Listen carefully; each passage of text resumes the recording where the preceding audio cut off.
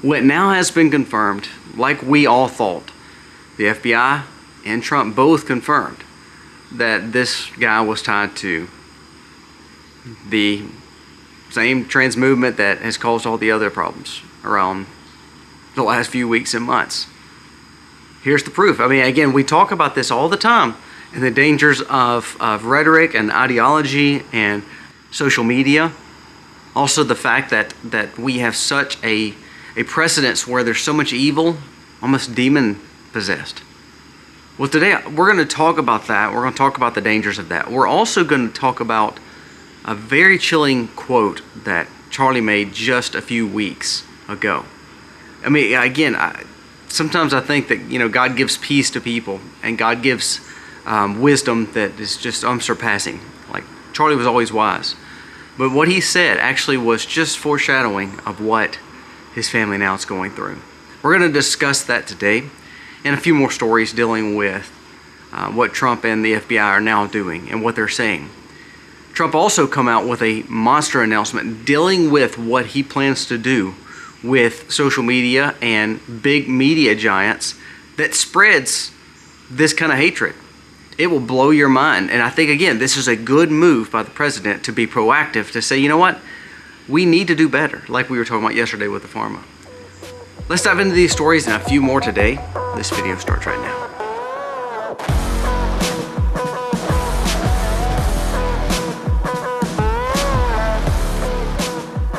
Hey guys, welcome to our channel. Thank you so very much for being here today. We're going to start off with a quote that Charlie did, and then we're going to discuss it a little bit. And then we're also going to talk about the impact of what is actually happening right now. Something big is happening.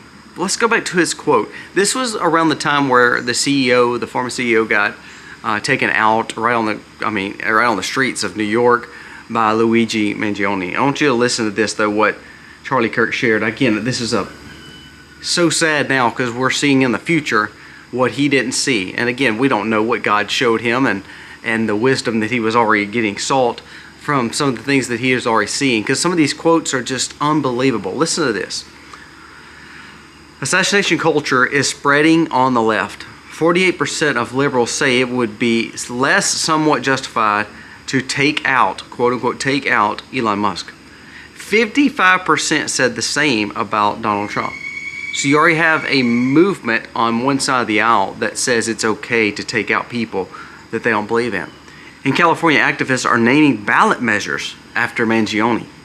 The left is being whipped into a violent frenzy. Any setback, whether losing an election or losing a court case, justifies maximal violent response. Listen to this. This is a natural outgrowth of left-wing protest culture tolerating violence and mayhem for years on end. It said the cowardice of local prosecutors and school officials have turned the left into a ticking time bomb. Now you think about that, and now that you see a few months have passed, and now tragically, he's on the list, not Donald Trump and Elon. Heartbreaking, heartbreaking. It just shows he already knew the dangers of what was going on. I want you to listen to the impact, and this is what's so important. When things on the left happen, you know, you can say, even though we know it's a falsity now, but when George Floyd happened, they rioted, looted, tore down all these places. All you saw over the last few days have been vigils. There's a difference. We are not the same. I want you to listen to what TPUSA just said, Turning Point said. I want to share this praise report for TPUSA.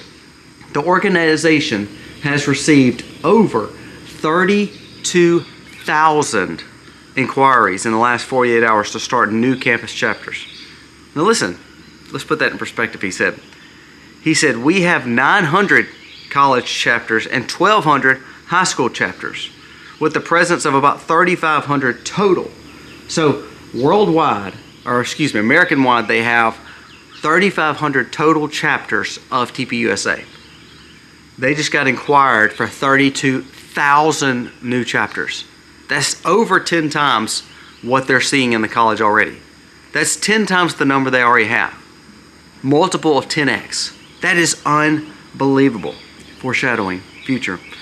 Charlie's vision to have a Club America chapter in every high school in America was going to put it around 23,000. His main initiative and goal was to see 23,000 chapters come to the high schools. And guess what? Now, that could happen plus some after his tragic passing. Now, I wish he was still here. I wish his wife had a husband here and his children had a father here still. But see, this is how we don't understand what happens, but we do know God has a purpose. God could bless and open doors for so many more people to hear not only common sense and wisdom and history from our politics, they could learn about Jesus, because that's what he did the most. Another quote by Charlie just a few weeks ago says, "The gospel in 4 words is Jesus took my place. In 3 words, it's him for me. In 2 words, it's substitutionary atonement. And 1 word, it's just grace."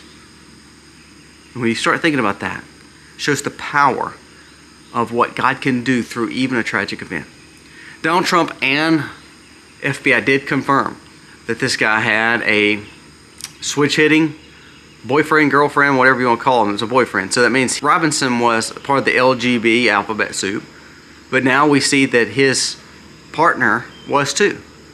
And they actually said, his family actually came out and said that we actually cut ties with him because of his danger versus conservative Christian leaning ideas. So his family cut him off too.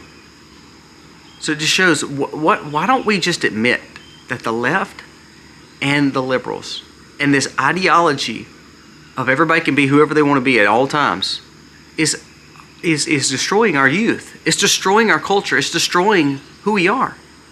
Why don't we realize that? And the crazy thing is the left and a lot of the ideology is trying to then blame Charlie and then try to justify the situations like this happened in Minneapolis. And what's happening with this situation here. They want to blame everyone else. I'm going to blow your mind too. You don't believe leftist judges and activist judges and liberals are the problem? You remember the Ukrainian girl that got stabbed? Instead of that guy being in prison right now and in jail, you know where he's at? The judge, the judicial activist judge, a liberal judge, just let him out to go to a mental asylum or a mental institution for a 30-day window to see if he can even stand trial. There shouldn't be a chance of him not standing trial. There should be a capital punishment. We saw the video. There is no, we need to prove that he's guilty. He is guilty. He's in the video. What are we talking about? So what they're going to do is they're going to try to get him off, and this judge is just allowing that to happen. You don't believe these people hate us. We are not the same. So now we have a situation where we have people literally blaming the victims, like the Ukrainian girl and Charlie, blaming Trump. And the whole time it's one-sided. Are we burning down the cities in protest? Are we rioting the Targets? Are we stealing paper towels and food from the local Walmart and Target like a lot of these African-American cities done? Nope. We're not doing that, are we? Most people are having peaceful vigils, prayer vigils. No, not just saying peaceful, but actually peaceful. Praying. This is from Tim Kennedy. I thought this was so big. When we see these pictures of our founding fathers, we always picture, George Washington and Thomas Jefferson, and all these guys look old. They remind you of like the Senate and the Congress. They all look like a geriatric patient picture, a nursing home. Here's the truth. This is how you can impact the youth and why you should impact the youth and why Charlie's movement was so huge and still can be. Listen, Tim Kennedy shared this. The average age of our founding fathers was 44 years old, with the youngest being Charles Pinckney at 26, Alexander Hamilton at 32, and James Madison at 36. I could never understand how men so young can accomplish so much, and then we see a generation of people like Charlie Kirk.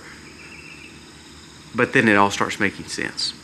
There was a 67-year-old that shared this too and said that, I saw the pictures and everybody looked like they were white-headed and old people and they were going to help us. And we always say we want tenured people and ranking members in the Senate and Congress. And actually, that's not what we need at all. We need young people who are willing to serve, but also willing to sacrifice. And also has morals and values and a common sense approach to wanting something more. You know why this generation is wanting something more?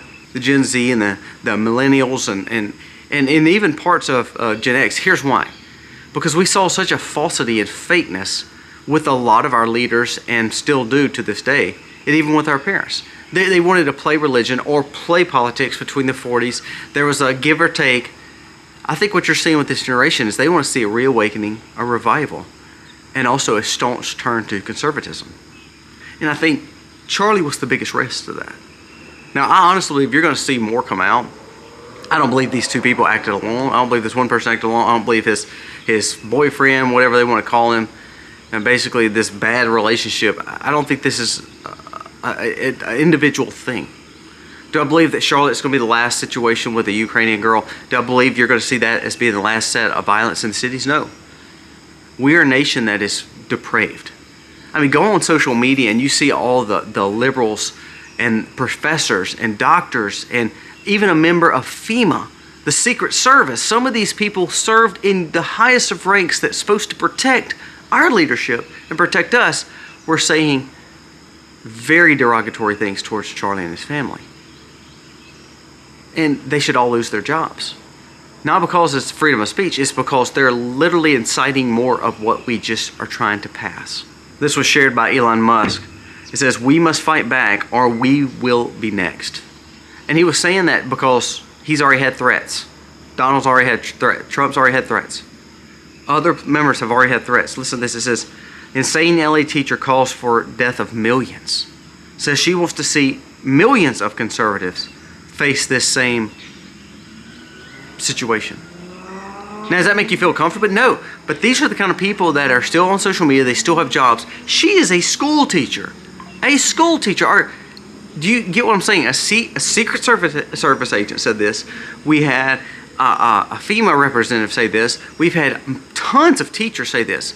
Did you know that they did a census? AI did a census and said that over 40,000 people in some form of leadership or some form of over people, meaning teachers, educators, job opportunities, their managers, human resources, colleges, college professors. Basically, in that realm, over 40,000 posts of people, individual people stating that they want this to happen to more conservatives. If that doesn't scare you, not scare you as in let me cower down, but if that don't tell you how depraved our nation is and how much we need to fall back to Christ, it's a major thing. Now, today is Sunday. There's been tons of people sharing how they can't wait to go to church today. They have been years. So could we see a revival start now? It could literally start. Don't let Charlie's death be in vain. We need a revival in our nation. But sadly, we have so much depravity and we have so much bad leadership. For instance, 3 hours after Charlie's tragedy, did you know the Senate blocked the files and list to be released? Did you know less than a day they did more funding to Ukraine?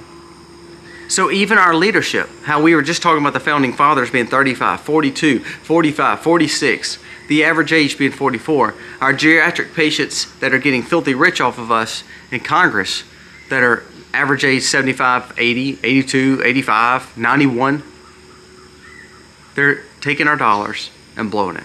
They're blocking access and transparency. That's the sad thing. Now, last thing I want to mention, this is from Trump, and I thought this was just spot on. And again, a man who is almost 80 years old, he has really nothing to lose. He might as well just go all for it and try to change America for the best. I want you to listen to this. This is just unbelievable and makes perfect sense. Trump reposted a video calling for him to restore the Smith-Mundt Act. What this is which holds news corporations accountable for lying to the American people and calling it the Charlie Kirk Act, raising hope that it will be implemented. Basically what he's saying is, just like there's a lot of spin already on MSNBC and CNN about just frivolous lies that they've told about this whole story to try to cover up. Like, for instance, one of the biggest stories were, well, he was far right. No. One of them said there was a celebration at a Charlie Kirk rally. No. They don't want to tell you the truth because they know the truth will hurt their narrative. And so Trump is threatening and saying, look, why don't we just bring back the Charlie Kirk Act, the Smith-Mundt Act, basically, and says, if you lie to the American people, you're held liable. You're held accountable. That's like these judges that are letting all these people on the roads. You should be held accountable. Why are we not bringing this up and saying, look, they're exactly right. We need better leadership.